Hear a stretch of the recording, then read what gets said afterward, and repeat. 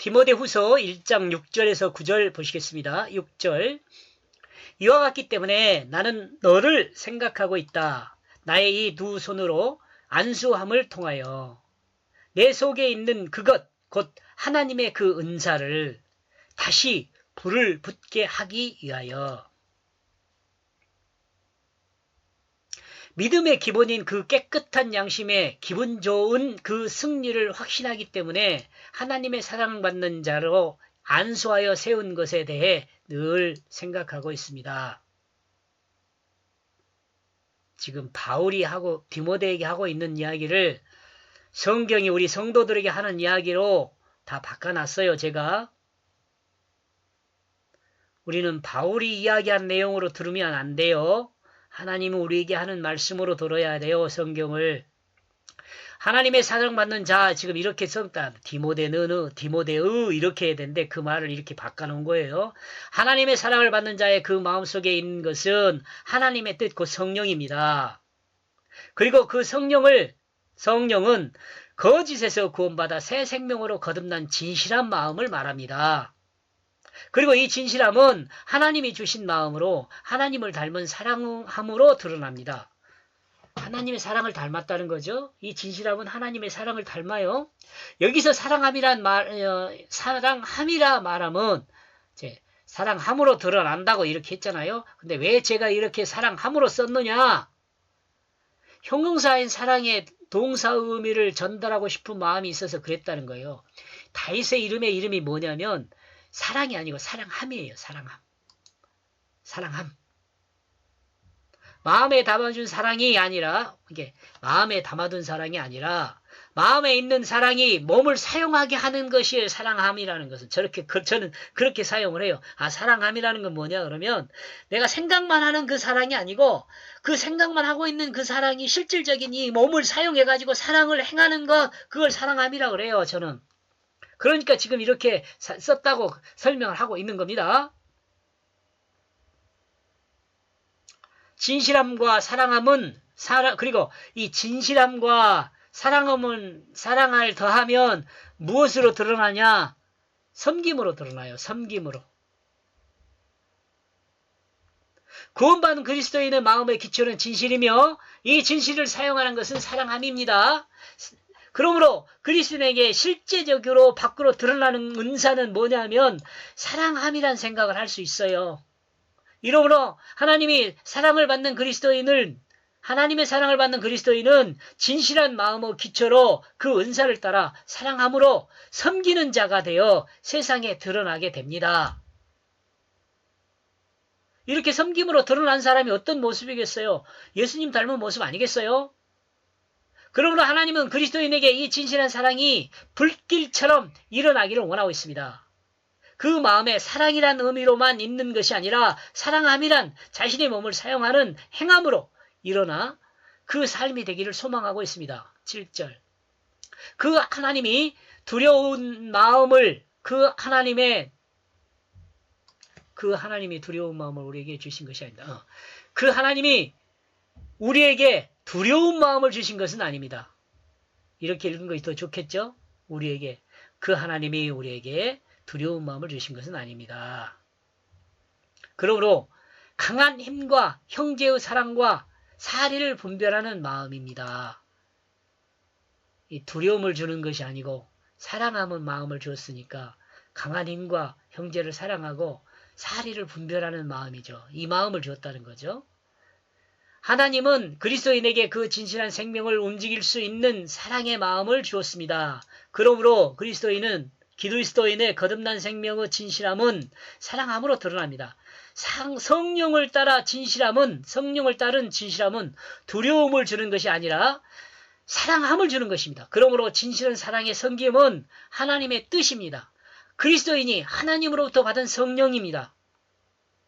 다시 말하면 성령의 사람은 진실한 사랑으로 하나님이 창조한 모든 피조물을 섬기는 그 자리에 있게 됩니다.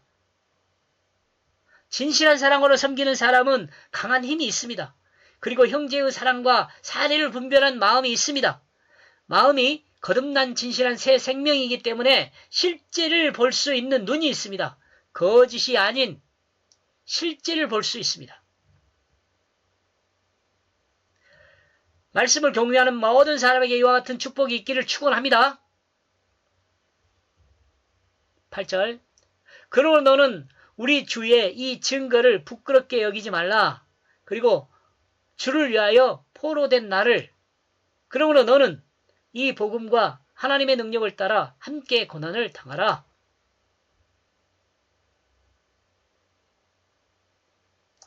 그리스도인의 주님이 되신 예수 그리스도의 삶은 이와 같은 삶을 보여주었습니다. 과부와 연약한 자를 섬기고 병자를 고쳐야 했으며 가난한 자를 돌보는 삶이었습니다. 당시의 사람들이 알고 있는 상식과 전혀 다른 삶이었습니다. 그러므로 주님의 모든 삶은 이적과 같은 것입니다. 이 시대를 살아가는 그리스도인의 삶도 마찬가지여야 합니다. 만약 그리스도인이 주님과 같이 진실한 사랑으로 섬기는 삶을 살게 된다면 이는 이적을 행하는 것과 같습니다. 그러므로 진실한 사랑으로 섬김은 부끄러운 것이 아닙니다. 세속의 사람들에게 핍박을 당하고 포로가 된다 해도 그는 죄가 없습니다. 다만 세상이 그를 알지 못하기 때문에 그렇습니다. 그러므로 하나님의 생명 안에 있는 능력의 사람이 고난을 당하고 포로가 되기도 합니다. 그러나 분명한 사실은 하나님이 뜨신 진실한 사랑으로 섬기는 자리에 있는 사람은 기분 좋게 승리할 것입니다. 이와 같은 사람이 참 자유인입니다. 이와 같은 사람은 세상이 감당하지 못하며, 왜냐하면 하나님께 속한 사람이기 때문에 그렇습니다. 이와 같이 진실한 사랑으로 섬김으로 세상이 아닌 하나님께 속한 참 자유인의 사람이 되기를 주님의 이름으로 축원합니다. 하나님은 우리를 구원하셨습니다. 하나님이 우리를 구원하셨다. 그러므로 가장 거룩한 그가 하나님의 구원에 동참하도록 부르셨다. 우리의 이 행위를 통해서가 아니다. 그러므로 그 자신의 은혜와 목적을 통해서 예수 그리스도 안에서 영원 전부터 이것을 우리에게 주게 되어졌다. 하나님은 사탄의 유혹에 넘어간 거짓에 하나님은 사탄의 유혹에 넘어가 거짓에 빠지게 되었다. 하나님이 아니죠. 사람은이죠. 사람은.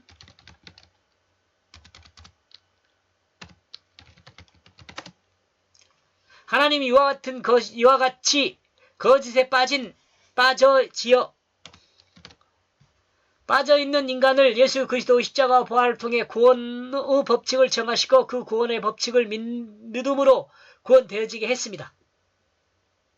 짧은 문장이지만 많이 뜯어봐야 할 내용입니다. 하나하나 분리해서 축약해놓은 문장이기 때문에, 이와 같이 구원된 사람은 거짓에서 구원되었기 때문에 진실한 사람이 됩니다. 그러므로 구원받은 사람은 가장 거룩한 하나님의 있음에 동참하게 됩니다. 있음에 동참. 혹시 이해하기 쉽게 이거 점 하나 찍어주겠습니다. 있음, 비입니다. 비. 있음. 존재, 이렇게도 말할 수 있고. 여기서 있음에 동참한다는 말은 자기 판단 기준이 없는 자기 중심이 없는 사람이 되었기에 있는 것을 판단하지 않고 있는 그대로를 섬길 수 있는 사람이 된다는 것을 말합니다. 복잡하게 이야기한 것 같지만 내 자기 중심이 죽었으니까 이렇게 되는 거예요. 내가 없는데 주님만 있는데 이렇게 되는 거죠. 이것은 하나님의 그 있음에 동참하는 것이라고 정리해 보았습니다. 사람의 마음이 행함을 통해서 변화될 수 있는 것이 아닙니다. 사람의 마음의 변화는 예수 그리스도의 십자가와 부활을 믿음으로 자신이 죽었다는 것을 믿고 자신이 예수 생명으로 걸었다는 것을 믿음을 통해서 그 마음이 바뀔 수 있게 됩니다. 예수 그리스도의 역사만 알고 있는 것, 믿는다고 그것 갖고 변화되지 않아요. 내가 죽었다는 것을 믿고 내가 예수 생명으로 살았다는 것을 믿어야 변화가 돼요. 이 고백을 늘 해야 돼요. 아까 그랬죠. 눈 깜빡할 사이도 해야 한다고. 내가 살아나려고 그러면 바로 그 고백해야 돼요. 이것은 하나님이 정하신 유일한 구원의 법칙입니다. 이 법칙은 하나님이 영원 전부터 우리에게 주신 것입니다. 이러므로 사람이 구원을 받을 수 있는 것은 예수를 믿음으로 구원을 받게 된다고 정리하고 있습니다. 참고로 누를 말하는 것이지만 역사적 예수를 아는 것으로 구원을 받는 것이 아닙니다. 역사적 예수를 아는 것을 통해서 믿는 자가 어떤 믿는 자? 자신이 자기 중심이 죽었다는 것과 예수 생명으로 자신이 살아났다는 것을 믿는 자, 진실한 사랑으로 섬기는 자가 되었다는 것을 믿는 자가 구원을 받게 되는 것입니다. 이 믿음이 구원을 받는 것입니다. 이 말씀을 듣는 모든 사람이 이 믿음으로 하나님의 구원의 법칙의 그 구원을 경험하기를 주님의 이름으로 축복합니다. 그래서 6절에서 9절까지의 중심 문장은 믿음으로 구원받은 복음을 부끄러워하지 말고 함께 고난을 당하라 라고 정리해 보았습니다. 고맙습니다.